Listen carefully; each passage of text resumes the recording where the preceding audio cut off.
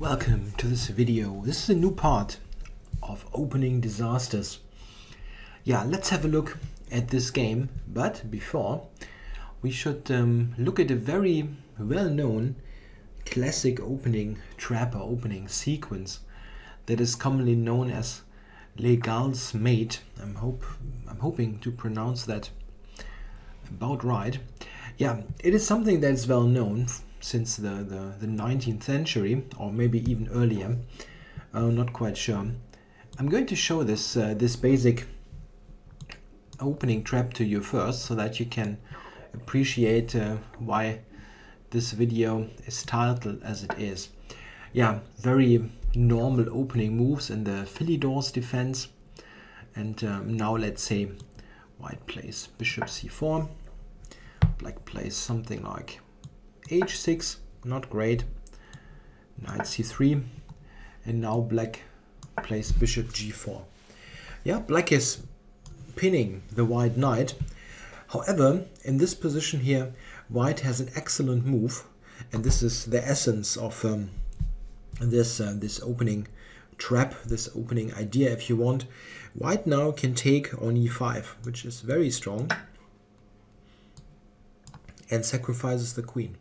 If black is not taking the queen, and let's say he just takes the knight, we just take on g4 and enjoy an extra pawn and the much better position, because we have lots of pieces developed already, and black is, yeah, also just a pawn down. Okay, so after the queen capture, white has bishop f7 check. After that, there's only king to e7, and now knight d5 mate. This is Legal's Mate, probably pronounced wrong. But this is the motif that you should keep in mind when we look at the actual game. Yeah, you see the names of the players. This was played in the Belgium League, a league that I also compete in, between two FIDE masters that are rated around 2,300, give or take a couple of points. I only found this game in a chess magazine a couple of years ago, and it sort of, yeah, stuck in my mind because it's really nice. Okay, we have knight c6, and now the white player Martin Ahn goes for the Scotch opening. Yeah, black has a number of defenses. One of them is bishop c5, very good reply. And now he went knight b3, the white player. This move is getting more popular in recent years, also due to the efforts of Magnus Carlsen. He has played a number of interesting games with it, connected with the idea queen e2, bishop e3. But here Ahn plays differently. He plays for the pin, bishop g5. Black plays h6, bishop h4, and d6. Yeah, all very simple and innocent, I think, looking moves. It's really looking like, okay, there's nothing spectacular happening in this game. However, you could not be more wrong, as now white plays the move a4. a4. The idea is to play a5. This is not an uncommon idea in this opening. In fact, this a4 push sometimes happens a couple of moves earlier. However, in this specific position, a4 threatening a5, it's really a big mistake. But to actually exploit this mistake, it is very helpful to know this idea of the mate that we have seen before. If you think about this, there are some similarities behind this position and the classic mate seen before. There is the bishop pointing towards f2. In this case, it was f7, the other way around. And there is this pin, but this is only an imperfect pin. Yeah, it's a pin on the queen, so the knight can actually move. And it is really the case, if you look at this a little bit more closely, you might spot that knight takes e4 is possible and was played in the game. So black actually took the pawn and ignored the pin. Really a fantastic move. So what happens now? In the game, white took the queen. There is really, yeah, this is really the only practical chance, because there is a big attack also by the queen here, other way around, on the bishop. So white is not really having time to do anything else. If you take here, black will just take on h4, and he has an extra pawn. He has 2 bishops. He's got pressure. So this is just totally meek. He took the queen. This is the best practical decision. Everything else is just a pawn down with a bad position. So he took on d8. Yeah, what happens now? Is this a direct checkmate? It's not. But we see that black gets an enormous attack. So black took on f2. Yeah, this is the consequence of the bishop leaving h4. We can now take on f2, which also makes the whole combination a bit more difficult to spot that f2 is really that weak, despite the bishop being on h4 at the beginning of it. Okay, takes, king e2, the only move. And now we see what happens. Black has a hailstorm of checks. Bishop g4 check, king d3. Yeah, but what now? Is black just taking the queen? This is really not enough. You have a much stronger move, a much stronger move. And this is, and now it gets really great. Black plays knight e5 check. He's giving up yet another piece.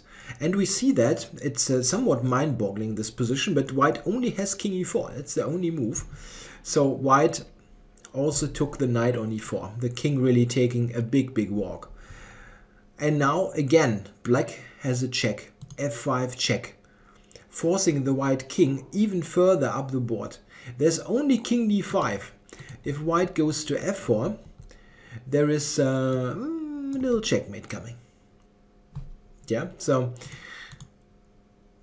you need to advance even further up to d5. Yeah, and this is now really looking funny. You will see that white's king is in grave danger. But how is black actually now finishing this off? He found the best way in the game, or maybe he had even looked at this at some point beforehand. You never know if they just thought about it in the game, or maybe they spotted the idea earlier. Black now just took the bishop off. The main point of the move is that it's not really the bishop being taken, but the d6 pawn being protected. What black wants to do, he wants to play c6 and get the king even to e6. Yeah, right in the middle of black's camp. Note that black is really taking away vital squares. The white king cannot go here due to the great knight on e5. It cannot go to d4 due to the bishop, yeah, here. And e4 is also covered.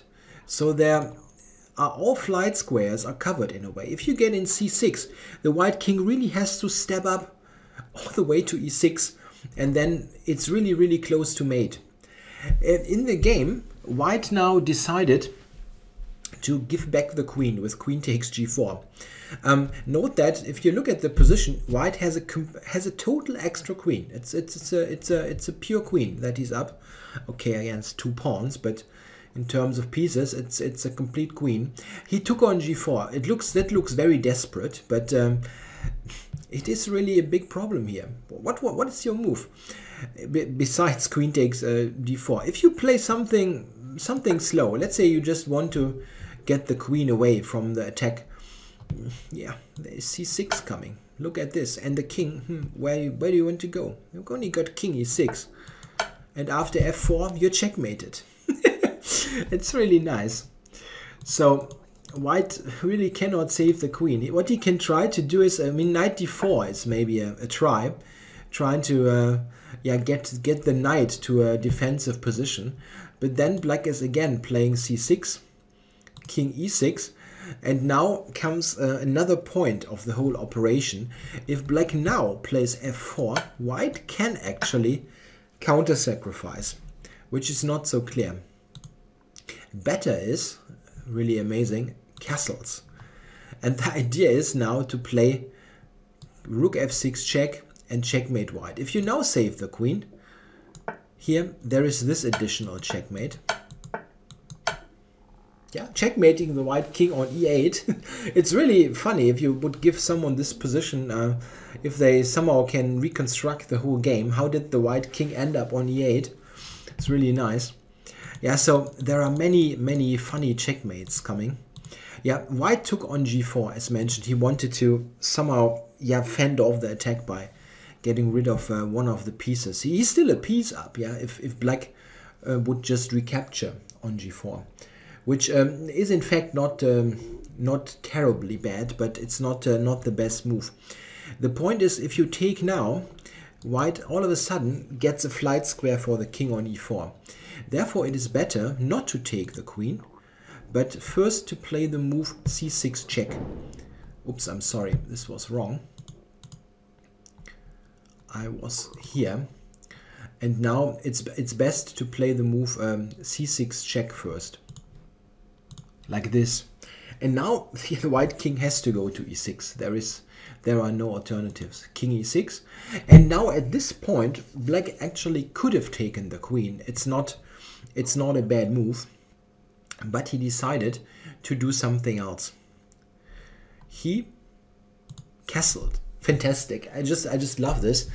Black is just ignoring the queen hanging and is setting up mating threats instead. Yeah, white cannot save the queen. It's really the case. If white is going back, let's say here, yeah, then we have this mate coming up again. Saw that before. So castles is really setting up a mate threat. This is great, yeah. Queen takes g4 is met with castles. So what is a possible defense? If white tries to sacrifice the queen, that's another checkmate. What should white do? There is an interesting move to try to defend this, and this is queen to c4. At first I thought this could be a clever idea. Yeah, I know it looks like it's blundering the queen, but well, we're happy if black takes. We're still a piece up then, or 2 pieces even. And the knight on e5 is a super important attacking piece. After queen c4, we need to be careful, really careful, because we can easily stumble as black. If black goes rook f6 check here, then white has king e7 check. Check is the big problem. And we, oops, wrong arrow. We have this rook attacked all of a sudden. So white with the king is giving a sort of discovered check. Yeah, quite funny. So rook f6 is not the way to go. However, black can win. And it's quite funny and a really strange motif in a way. Black can win here with the move knight to g6. That's quite nice. The idea is that with the knight retreating to g6, we make sure that the white king cannot move at all. The e7 square here is now under control by the knight. And this means white cannot move the king. And this sets up a decisive threat. Rook f6 mate. Yeah, white can only stop it with this for the moment. And again, we need to be cautious. We cannot capture, as then the king is escaping. However, what we can do is we can keep him in the mating net. And this happens with rook f7. Yeah, this is strong, because now we all of a sudden threaten this checkmate. Knight f8 mate. Yeah, really great. And white can try to defend with knight e7 check. Yeah, note that this is again spoiling the whole effort. But we can take here. I'm sorry. And here again, the king is in a mating net. White in this position has no defense against knight g6, knight f8 checkmate. The king is in a total mating net. It's really great. Something like, let's say, g3, knight g6, there's knight f8 mate coming. He has no defense whatsoever. It's really fantastic. So queen c4 would have been an interesting try to defend, but ultimately it wouldn't have worked. Yeah, what else? Can white try something else? He can try knight e4 in this position. Yeah, trying to take here. I know it looks crazy because it's a self fork, but it's it would be immensely helpful if black is taking one of those pieces. He has a much better move. The best move is to take the queen, in fact, here. And after knight d6, we have a checkmate again with knight g6. Yeah, funny. We threaten this mate. White can try to fend this off for the moment, but ultimately the white king will be checkmated. It's really, really funny. Okay, if we go back to the game, what did white play, in fact? He played the move knight d5. Yeah, this is designed to cover the f6 mating square. This mating square where the rook is delivering mate. Yeah, and now what should black do? In fact, the easiest is what he played. He took the queen and just continues to play this position with the white king being in desperate shape on e6. The big problem still is there is the knight on d5 hanging, and this knight cannot really move. Whenever it moves, there's rook f6 mate. Yeah, so if white now is let's say giving this check, yeah, we are just moving the king away and have rook f6 next. There's really no way to fend this off. With the knight on e7, the knight, it's blocking their own square for the king. So it's still a very, very big problem. White played bishop d3 here, and here black now found a good, reliable way to win. It is not the most precise way. The computer is telling me that white can black can give a mate in 7 actually, but this is not very realistic in a game to see all those things. The quickest mate here is is rook d to e8, which looks a bit strange because it allows knight e7 check, but it is in fact really the quickest way to win. Knight e7 check, king, I guess, h8, king d6. This at first looks weird, but it's really a mate because of this strong move. The point is that this is a mate, and white now has to go to c7, after which